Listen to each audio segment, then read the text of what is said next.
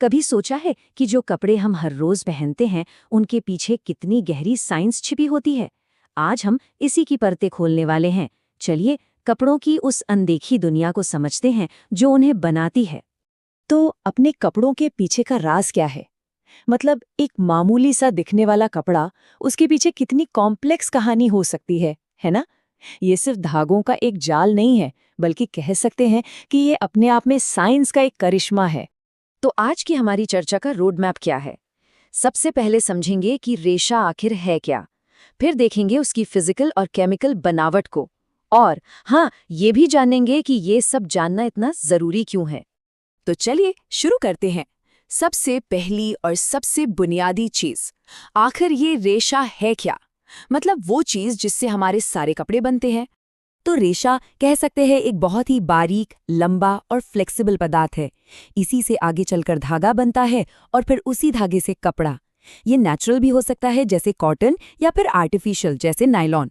देखा जाए तो यही वो नींव है जिस पर पूरे टेक्सटाइल इंडस्ट्री टिकी हुई है। अच्छा, अब आते हैं रेशों की फिजिकल बनावट पर। मतलब वो चीजें जो हम बाहर से देख सकते हैं, महसूस कर सकते हैं। ये किसी भी रेशे की कहानी को समझने का पहला कदम है। यहाँ एक बहुत इंटरेस्टिंग चीज है, रेशे की लंबाई। ये सीधे सीधे कपड़े की क्वालिटी पर असर डालती है। जितना लंबा रेशा होगा, धागा उतना ही मजबूत और स्मूथ बनेगा। जैसे सिल्क को ही ले लीजिए, उसका रेशा बहुत लंबा होता है, और बस यही वजह है कि सिल्क का कपड़ा इतना सॉफ्ट और इतना स्ट्रांग होता है। लंबाई के बाद जाहिर है आती है मोटाई। इसी से तय होता है कि कपड़ा हैवी होगा या लाइट। अब देखिए, जितने पतले रेशे होंगे उतना ही सॉफ्ट और हल्का कपड़ा बनेगा, और मोटे रेशों से उनसे बनते हैं भारी और गर्म कपड़े। अब बात करते हैं फ्लेक्सिबिलिटी की, यानी लचीलेपन की। ये बहुत ही काम की प्रॉपर्टी है। सोचिए, जिन रेशों में अच्छा लचीलापन होता है, उनसे बने कपड़े जब खिंचते हैं तो आसानी से फटते नहीं, और यही बात उन्हें रोजमर्रा के इस्तेमाल के लिए ड्यूरेबल बनाती है। और हाँ, मजबूती, स्ट्रेंथ, सीधी सी बात है, यही तो तय करती है कि कपड़ा कितना चलेगा। एक मजबूत रेशे से बना कपड़ा ज्यादा टिकेगा और लंबे समय तक अपनी शेप भी बनाए रखेगा। और फिजिकल प्रॉपर्टीज में आखिरी है सरफेस टेक्सचर। मतलब रेशे की सतह कैसी है, स्मूथ है या रफ। ये सीधे सीधे कपड़े के फील और उसकी शाइन पर असर डालता है। स्मूथ सरफेस मतलब शाइनी कपड़ा, और रफ सरफेस मतलब थोड़ा मोटा और मैट फिनिश वाला कपड़ा। तो ये तो हुई बाहरी बनावट। अब थोड़ा और गहरा उतरते हैं और समझते हैं रेशों की केमिकल बनावट को। यहीं पर उनके असली गुण छिपे होते हैं। अब जरा यहाँ देखिए, नेचुरल फाइबर्स केमिकली कितने अलग अलग होते हैं। जैसे कपास जो पौधे से मिलता है, वो बना है सेल्यूलोज से। ये वही चीज है जिससे पौधों की सेल वॉल्स बनती हैं। दूसरी तरफ ऊन और रेशम है जो जानवरों से मिलते हैं, और ये बने हैं प्रोटीन से, ठीक वैसे ही जैसे हमारे बाल और नाखून। और यही केमिकल फर्क इनके गुणों में जमीन आसमान का अंतर ला देता है। तो यहाँ एक क्लियर डिवीजन है। एक तरफ है नेचुरल फाइबर्स जो हमें सीधे सीधे पौधों और जानवरों से मिलते हैं, और दूसरी तरफ है आर्टिफिशियल फाइबर्स जिन्हें हम लैब में केमिकल से बनाते हैं, जैसे कि नायलॉन और पॉलिएस्टर। दोनों के अपने फायदे और नुकसान हैं। चलिए अब जूम इन करते हैं। मतलब इतना जूम कि हम रेशों के असली शेप और उनके सीक्रेट्स को देख सकें। ये एक ऐसी दुनिया है जो सिर्फ माइक्रोस्कोप के नीचे ही नजर आती है। माइक्रोस्कोप के नीचे देखिए, कपास का रेशा एकदम सीधा नहीं है। ये एक मुड़े हुए ट्विस्टेड रिबन जैसा दिखता है। और पता है, यही ट्विस्टेड शेप इसे हवादार बनाता है और नमी सोखने में मदद करता है। इसीलिए तो कॉटन गर्मियों के लिए इतना परफेक्ट होता है। कमाल की बात है ना? अब जरा ऊन को देखिए। इसकी बनावट तो और भी यूनिक है। इसकी पूरी सतह पर छोटे छोटे स्केल्स होते हैं, जैसे मछली की खाल पर। ये स्केल्स अपने बीच हवा को ट्रैप कर लेते हैं, और बस यही चीज ऊन को एक बेहतरीन इंसुलेटर बना देती है, जो हमें सर्दियों में गर्म रखती है। और आखिर में रेशम, इसकी खूबसूरती तो इसकी सिंप्लिसिटी में है। ये एक एकदम स्मूथ और सीधा फिलामेंट है, और जब इस पर लाइट पड़ती है तो ये उसे बहुत ही यूनिफॉर्म तरीके से रिफ्लेक्ट करता है। बस इसी वजह से इसमें वो खास चमक आती है जिसके लिए सिल्क इतना फेमस है। तो हमने रेशे की लंबाई देखी, उसकी केमिकल बनावट समझी और माइक्रोस्कोप के नीचे उसका आकार भी देख लिया। लेकिन सवाल ये है कि इन सब बातों का मतलब क्या है? ये सब जानना इतना जरूरी क्यों है? चलिए अब इन सारे डॉट्स को कनेक्ट करते हैं। तो सीधी सी बात यह है कि रेशे का स्ट्रक्चर ही सब कुछ है। यही तय करता है कि कपड़ा कितना मजबूत होगा, कितना टिकेगा। यही बताता है कि उस रेशे का सबसे अच्छा इस्तेमाल क्या हो सकता है, कपड़े बनाने में या फिर रस्सी बनाने में। कपड़े की क्वालिटी, उसका कंफर्ट लेवल और हाँ, उसे धोना कैसे है, उसकी देखभाल कैसे करनी है, ये सब कुछ रेशे की बनावट पर ही निर्भर करता है। अच्छा, कभी ऐसा हुआ है कि एक टी-शर्ट, अरे वो अपनी फेवरेट वाली, सालों साल चलती है, और दूसरी दूसरी तो कुछ ही वॉश में दम तोड़ देती है। और कुछ कपड़े छूने में इतने मुलायम होते हैं, मक्खन जैसे, और कुछ कुछ थोड़े खुरदुरे लगते हैं। तो इसका राज क्या है? क्या ये सिर्फ कीमत या ब्रांड का खेल है? नहीं, इसका असली राज तो कपड़ों के डीएनए में छुपा है, मतलब उनके रेशों में। तो चलिए आज इसी छिपी हुई कहानी की परतें खोलते हैं। हाँ, यही वो सवाल है जो हम सबके दिमाग में कभी ना कभी तो जरूर आता है। मुझे तो कई बार आया है। हम अक्सर यही सोचते हैं कि भाई महंगी टी शर्ट है तो ज्यादा चलेगी, और सस्ती वाली वो तो जल्दी ही खराब हो जाएगी। पर सच कहूं तो इसका जवाब ना ब्रांड में है ना कीमत में, बल्कि कहीं ज्यादा गहरा है। ये सीधे सीधे उस चीज से जुड़ा है जिससे कपड़ा बनता है। तो इस सफर में हम क्या क्या देखने वाले हैं? सबसे पहले हम कपड़ों की अनदेखी नींव को समझेंगे। फिर हमारे सामने आएंगे दो दावेदार। हम उनकी मजबूती की परीक्षा भी लेंगे, देखेंगे कौन ज्यादा दमदार है। फिर बात होगी एहसास और दिखावट की, और आखिर में हम पहुंचेंगे अपने अंतिम फैसले पर। तो चलिए शुरू करते हैं। देखिए, हमारे सारे सवालों का जवाब ना एक बहुत ही छोटी सी दुनिया में छिपा है। एक ऐसी दुनिया जो हमें अपनी आंखों से दिखाई भी नहीं देती। हर कपड़े की कहानी एक अकेले पतले से रेशे से शुरू होती है। ये इतने छोटे होते हैं कि हम इन पर कभी ध्यान ही नहीं देते, पर असल में यही वो हीरो हैं जो हर कपड़े की क्वालिटी तय करते हैं। तो सवाल उठता है, ये रेशा या फाइबर आखिर है क्या? इसे ऐसे समझिए कि ये किसी भी कपड़े का बिल्डिंग ब्लॉक है। सबसे छोटी और सबसे बुनियादी इकाई, एक धागे जैसा कच्चा माल। इन्हीं छोटे छोटे रेशों को मिलाकर बनता है एक धागा, और फिर उन धागों से बुना जाता है कपड़ा। जैसे कपास के वो छोटे छोटे रुई के फाहे, या रेशम का वो लंबा सा एक ही धागा, ये सब रेशे ही तो हैं। अब शुरू होता है असली खेल। कपड़ों की दुनिया में ना रेशों की दो मेन टीमें हैं। एक टीम है लंबे रेशों की और दूसरी है छोटे रेशों की। और आपको जानकर हैरानी होगी कि उनकी लंबाई का ये जरा सा फर्क असल में जमीन आसमान का फर्क पैदा कर देता है। ये समझना बहुत आसान है। एक तरफ है फिलामेंट रेशे। ये लंबे होते हैं और लगातार बिना टूटे, सोचिए जैसे रेशम का एक ही लंबा धागा। और दूसरी तरफ है स्टेपल रेशे। ये छोटे छोटे अलग अलग टुकड़ों में होते हैं, जैसे कपास या ऊन। बस लंबाई का यही एक छोटा सा अंतर कपड़े की मजबूती से लेकर उसे छूने के एहसास तक सब कुछ बदल देता है। तो चलिए इन दोनों दावेदारों का पहला टेस्ट लेते हैं, और वो है मजबूती का टेस्ट। जाहिर सी बात है, हम सब चाहते हैं कि हमारे कपड़े लंबे समय तक हमारा साथ दें, और यहीं पर रेशे की लंबाई अपना असली जादू दिखाती है। अब जरा इस पर नजर डालिए, फर्क कितना साफ है। जब लंबे रेशों को एक साथ घुमाकर धागा बनाते हैं ना, तो वो एक दूसरे को बहुत कस के पकड़ लेते हैं। इससे बनता है एक बहुत ही मजबूत धागा। वहीं दूसरी ओर छोटे रेशों को एक साथ जोड़े रखने के लिए उन्हें बहुत ज्यादा मरोड़ना पड़ता है। फिर भी उनके छोटे छोटे सिरे बाहर झांकते रहते हैं, और बस यही वजह है कि उनसे बना धागा कमजोर होता है और आसानी से टूट भी सकता है। तो नतीजा बिल्कुल साफ है। मजबूत धागा मतलब मजबूत कपड़ा। इसीलिए लंबे रेशों से बने कपड़े कहीं ज्यादा टिकाऊ होते हैं। वो आसानी से घिसते नहीं, फटते नहीं, और कितनी भी धुलाई कर लो अपना शेप बनाए रखते हैं।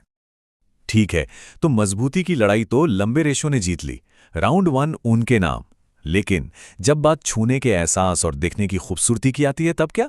कपड़ा फील कैसा होता है, दिखता कैसा है? चलिए अब इस मुकाबले में देखते हैं कि कौन बाजी मारता है। एक बात तो पक्की है, लंबे रेशों से बने कपड़ों का जो एहसास होता है ना, वो लाजवाब होता है। जैसे रेशम की वो चिकनाहट, या फिर अच्छी क्वालिटी वाले कॉटन की वो नरमी। कभी सोचा है वो इतनी स्मूथ क्यों लगती है? ये जादू उन लंबे बिना टूटे रेशों का ही है जो मिलकर एक बिल्कुल चिकनी सतह बनाते हैं।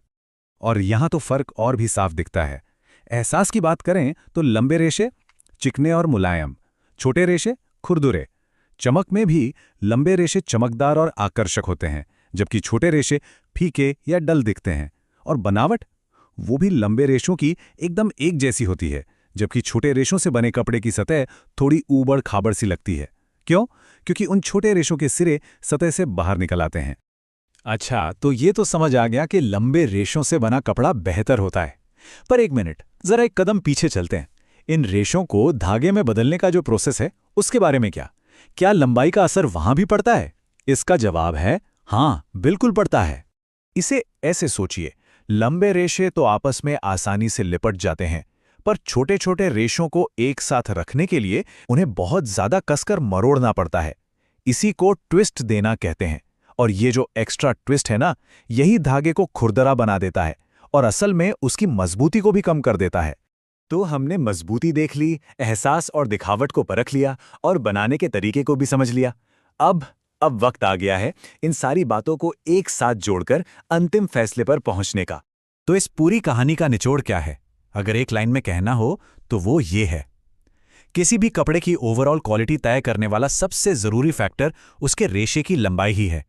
यही वो छिपा हुआ राज है जो एक आम टी शर्ट और एक लग्जरी टी शर्ट के बीच का फर्क तय करता है। और ये चार्ट देखिए, ये पूरी कहानी को एक ही तस्वीर में दिखा देता है। एक अच्छी क्वालिटी वाले कपड़े में हमें जो कुछ भी चाहिए, चाहे वो मजबूती हो, मुलायमता हो, टिकाऊपन हो या फिर उसकी शानदार दिखावट, इन सब की जड़ एक ही जगह है, लंबे रेशे। तो चलिए लंबे रेशों का फाइनल रिपोर्ट कार्ड देख लेते हैं। ये ज्यादा मजबूत होते हैं, ज्यादा मुलायम होते हैं, ज्यादा टिकाऊ भी होते हैं, दिखने में ज्यादा आकर्षक लगते हैं, इनको धागे में बदलना भी आसान होता है। और नतीजा होता है एक ओवरऑल हाई क्वालिटी कपड़ा। मतलब हर मामले में विजेता लंबे रेशे ही हैं।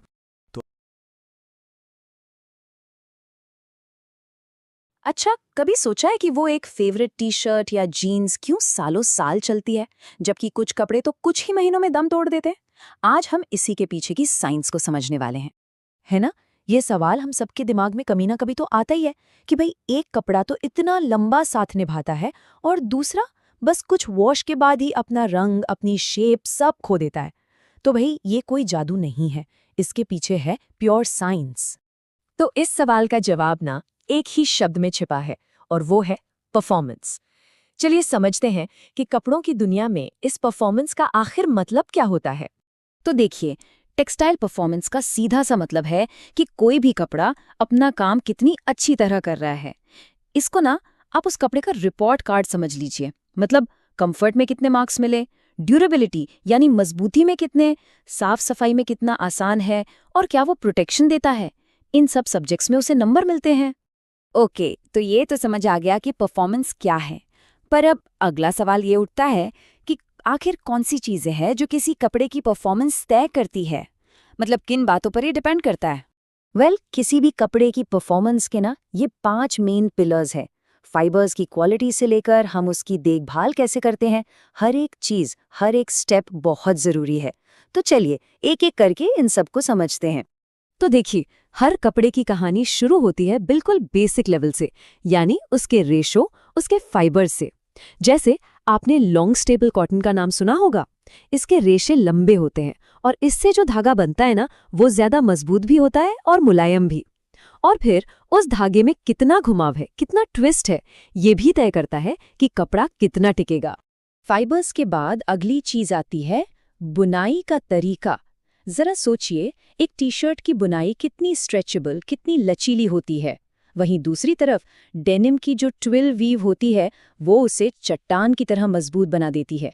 तो सीधी सी बात है, जितनी कसी हुई और घनी बुनाई होगी, कपड़े की उम्र उतनी ही लंबी होगी। अब देखिए, हर फाइबर की अपनी एक पर्सनालिटी होती है, अपनी एक खासियत होती है। जैसे कॉटन यानी सूती कपड़ा, वो नमी सोखता है, इसीलिए गर्मियों में कितना आराम देता है ना? और वहीं पॉलिएस्टर जैसा सिंथेटिक फैब्रिक, वो फटाफट सूख जाता है, इसीलिए तो स्पोर्ट्सवेयर के लिए बेस्ट है। और ऊन, वो हमें गर्म रखता है। तो यही जो नेचुरल क्वालिटीज हैं, यही तय करती हैं कि कौन सा कपड़ा किस काम के लिए बेस्ट रहेगा। और इन सब के बाद आखिर में आता है सबसे बड़ा फैक्टर, और वो है हम खुद। जी हाँ, हम अपने कपड़ों की देखभाल कैसे करते हैं। ये सिर्फ सही से धोने तक ही सीमित नहीं है। सही टेम्परेचर पर धोना, सिल्क जैसी डेलिकेट चीज़ों को तेज धूप से बचाना, ये जो छोटी छोटी आदतें हैं ना, यही किसी कपड़े की परफॉर्मेंस को सालों साल तक बनाए रख सकती हैं। तो ठीक है, अब हम ये तो समझ गए कि परफॉर्मेंस को कौन सी चीजें अफेक्ट करती हैं। तो चलिए अब आगे बढ़ते हैं और देखते हैं कि किसी कपड़े की क्वालिटी को और भी ज्यादा बेहतर कैसे बनाया जा सकता है। किसी भी कपड़े के परफॉर्मेंस को इम्प्रूव करने के ये 4 मेन स्टेप्स हैं। सबसे पहले अच्छे फाइबर्स चुनना, फिर ये पक्का करना कि बुनाई और कताई बढ़िया हो। इसके बाद आते हैं कुछ ज़रूरी केमिकल प्रोसेस और आखिर में सबसे ज़रूरी सही देखभाल। कई लोगों को लगता है कि केमिकल प्रोसेस सिर्फ रंगने या डिज़ाइन देने के लिए होते हैं, लेकिन नहीं, ऐसा नहीं है। जैसे एक प्रोसेस है मॉइस्चराइजेशन, इससे कॉटन ज़्यादा मजबूत, ज़्यादा चमकदार बनता है और रंगों को भी बेहतर तरीके से सोखता है। या फिर सोचिए जैकेट पर जो वाटर रिपेलेंट कोटिंग होती है, ये सब क्या है? ये सब तरीके हैं कपड़े की परफॉर्मेंस को बढ़ाने के। तो चलिए अब तक हमने जो भी बातें की उनको फटाफट से एक बार रिकैप कर लेते हैं। क्या है मेन पॉइंट्स? तो कुल मिलाकर बात यह है कि किसी भी कपड़े की परफॉर्मेंस उसकी पूरी जर्नी है, उसके फाइबर की क्वालिटी से लेकर उसकी बुनाई के तरीके और आखिर में हमारी देखभाल तक सब कुछ मैटर करता है। हमने ये भी समझा कि कैसे कॉटन और पॉलिएस्टर जैसे फाइबर्स के गुण बिल्कुल अलग-अलग होते हैं और कैसे सही केयर उनकी लाइफ को बढ़ा सकती है। और अगर इन सभी चीज़ों पर ध्यान दिया जाए तो कपड़े की परफॉर्मेंस को कई गुना बेहतर बनाया जा सकता है। भी सोचा है कि कुछ कपड़े पहनकर इतनी राहत क्यों मिलती है जबकि कुछ में एकदम घुटन सी होने लगती है। आज हम कपड़ों के पीछे के इसी विज्ञान को समझने वाले हैं। जी हाँ, एक ऐसा गुण है जो हमारे आराम की पूरी कहानी तय करता है। देखिए, खासकर गर्मियों में ये बात और भी ज्यादा महसूस होती है ना। कोई टी शर्ट पहनकर एकदम हवादार लगता है और कोई दूसरी पहनते ही चिपचिपाहट और बेचैनी शुरू। इसके पीछे एक बहुत ही सिंपल सा साइंटिफिक कारण है और आज हम उसी की तह तक जाएंगे। तो चलिए उस एक शब्द को जानते हैं जो इस पूरी पहेली का जवाब है, और वो शब्द है आर्द्रता अवशोषणता। सुनने में थोड़ा मुश्किल है ना, अंग्रेजी में इसे कहते हैं मॉइस्चर एब्जॉर्बेंसी। अब ये सुनने में भले ही थोड़ा टेक्निकल लगे, पर इसका मतलब बहुत आसान है। ये बस किसी भी कपड़े के रेशे की वो ताकत है जिससे वो नमी को, आप कह सकते हैं, अपनी तरफ खींचकर सोख लेता है। ये नमी पसीना भी हो सकती है और हवा में जो ह्यूमिडिटी होती है वो भी। और यही वो सीक्रेट है जो तय करता है कि कोई कपड़ा कितना आरामदायक, कितना काम का और असल में कितनी अच्छी क्वालिटी का होगा। है तो ये बस एक छोटा सा गुण, लेकिन इसका असर बहुत बहुत बड़ा है। ठीक है, तो हमने ये तो जान लिया कि ये होता क्या है, पर सवाल ये उठता है कि ये हमारी रोज की जिंदगी के लिए इतना जरूरी क्यों है ना? चलिए इसके फायदों पर एक नजर डालते हैं। तो देखिए, सबसे बड़ी बात है आराम।